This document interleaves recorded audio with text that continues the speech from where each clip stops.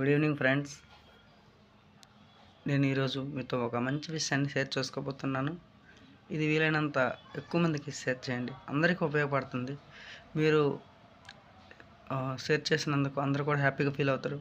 మనకి కాదు, అందరికీ ఇది ఉపయోగపడే విషయం. ఏంటనగా ఇది అందరికీ తెలిసిన విషయమే. ఏంటంటే ఇప్పుడు మనకి వివేకానందుల వారు కానీ అంబేద్కర్ గారు కానీ చెప్పారు, అంటే మనిషి గురించి. ఓకేనా? అది మనం అందరము ఒప్పుకొని తీరవలసిన నిజం. ఏం చెప్పారు వివేకానందుల గారు అంటే, బలం ఏ జీవనం, బలహీనతే మరణం.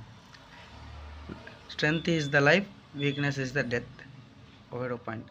రెండో పాయింట్ వచ్చేసి అంబేద్కర్ గారు నోరు లేని, అంటే మనిషి గురించి చెప్పారు.